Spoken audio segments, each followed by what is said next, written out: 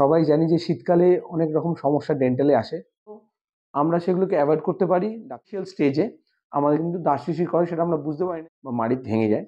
সেক্ষেত্রেও কিন্তু আমরা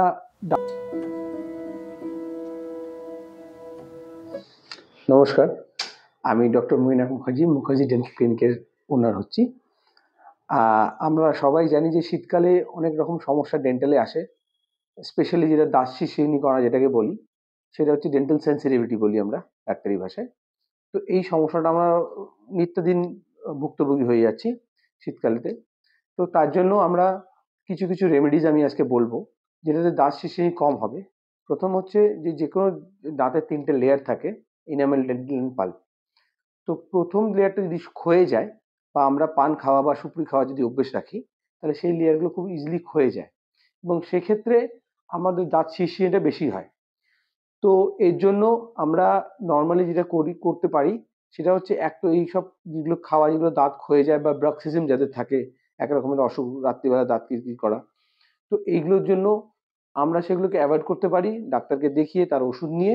plus at the same time আমরা যদি গরম জল ইউজ করি, আমার মনে হয় দাঁত শিরশিরনিটা কম হবে। অ্যাপার্ট ফ্রম দ্যাট, এছাড়া আপনারা কিছু মেডিসিনস আছে খুব ভালো, একদম টুথপেস্টের মতন ইউজ করতে পারি, এবং সেই দাঁত টুথপেস্টগুলো যদি মানে 10 দিনের জন্য যদি আমরা ইউজ করি, আমরা খুব ভালো উপকৃত হব দাঁত শিরশির করার থেকে।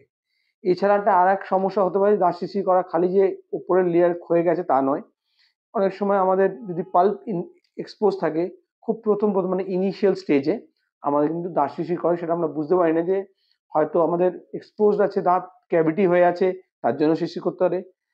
তাই জন্য আমরা সবসময় চেষ্টা করব যে একজন ডেন্টিস্টের কাছে একটা প্রপার ওপিনিয়ন নিয়ে আমরা ডাক্তারকে দেখিয়ে আমার মনে হয় দাঁত শিরশির করানোর সঠিক চিকিৎসা। আর একটা যেটা আমরা কমন সমস্যা যেগুলো পেয়ে থাকি, সেগুলো হচ্ছে ফেশিয়াল ইনজুরি বা ফেশিয়াল ট্রমা। অনেক সময় বাচ্চারা খেলতে গিয়ে দাঁতে লাগে, দাঁত ভেঙে যায়, বা মাড়ির থেকে রক্ত বেরোয় বা মাড়ি ভেঙে যায়।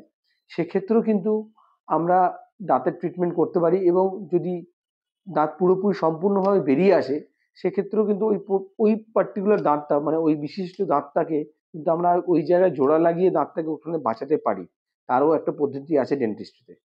সুতরাং যদি দাঁত বাচ্চাদের পড়ে যায়, বা কখনো খাট থেকে পড়ে গেল, বা যদি গোটা দাঁত থাকে, ভাঙা যদি না থাকে, তাহলে ওই দাঁতটাকে কিভাবে প্রিজার্ভ করবেন যতক্ষণ না আপনি দাঁতের ডাক্তারের কাছে পৌঁছচ্ছেন। তো দুটো হচ্ছে, একটা হচ্ছে মিল্কে রাখতে পারেন, একটা স্যালাইন ওয়াটার যদি বাড়িতে থাকে তো, বা সবচেয়ে ইজিয়েস্ট প্রসেস হচ্ছে নিজের থুতুর মধ্যে, মুখের থুতুর সাথে স্যালাইভার মধ্যে সেই দাঁতটাকে নিয়ে ওখানে একটা বাটির মধ্যে রেখে, সেই দাঁতটা ওই বাটি শুদ্ধ যদি আপনি ডেন্টিস্টের কাছে পৌঁছে যান, 70% চান্স হবে যে ওই দাঁতটা হয়তো বেঁচে যাবে। তার ট্রিটমেন্ট আছে এবং সেই নিয়ে ঘাবড়ানোর কিছু নেই। এছাড়া আমরা আরও শীতকালে বিভিন্ন রকম সমস্যা দেখি, সেগুলো হচ্ছে road traffic accident, facial trauma, বা ম্যাক্সিলারি ফ্র্যাকচার, ম্যান্ডিবল ফ্র্যাকচার্স হয়ে থাকে। তার জন্য প্রপার ম্যাক্সিলোফেশিয়াল সার্জারি ডিপার্টমেন্ট আছে, এবং সেই ডিপার্টমেন্টে খুব ভালো চিকিৎসায় যদি টাইম মতন ইন্টারভেনশন করা যায়, টাইম মতন চিকিৎসা করা যায় বা সার্জারি করা যায়, আবার আগের মতন ফিরে পেতে পারি। আজকাল খুব ভালো প্লেটস এসছে, যার জন্য আমাদের ওই প্লেটগুলো আর বার করার দরকার পড়ছে না। এটা রেডিওলজিক্যালি কম্প্যাটেবল হচ্ছে, মানে এমআরআই এর জন্য কম্প্যাটেবল হচ্ছে। তো সুতরাং এখন অনেক অত্যাধুনিক চিকিৎসা চলে এসছে। এছাড়া দাঁত যদি কারোর পড়ে গিয়ে থাকে কোনো অন্য কারণে, বা দাঁত উঠিয়ে নেওয়া হয়েছে, সেক্ষেত্রেও কিন্তু আমরা ইমপ্লান্ট ইউজ করি আজকাল। খুব ভালো ভালো ইমপ্লান্টস এসছে, বায়ো কম্প্যাটেবল ইমপ্লান্টস আছে, যেগুলো বডির সাথে খুব ভালোভাবে কম্প্যাটেবল হয়ে একদম নতুন দাঁতের মতন করা যায়। তো সেই জন্য এইগুলো নিয়েও একটু আপনাদের চিন্তা ভাবনা করা যেতে পারে, যে ওই দাঁতগুলো সবসময় যে উঠিয়ে দিলেই উঠিয়ে দিতে হবে, সেরকম কিন্তু কোনো বাধ্যবাধকতা নেই যে দাঁত ওঠানোর পরে যে দাঁত আর লাগানো যাবে না। পেশেন্ট আমার সাথে যোগাযোগ করার জন্য আমার মুখার্জি ডেন্টাল ক্লিনিক, যেটা হেলথকেয়ার রোডে আছে, তার সাথে সেখানে আসতে পারেন। এছাড়া নিচে আমার ফোন নাম্বার দেওয়া আছে, ওখানে কল করে অ্যাপয়েন্টমেন্ট বুক করে আমার সাথে দেখা করতে পারবেন। ধন্যবাদ।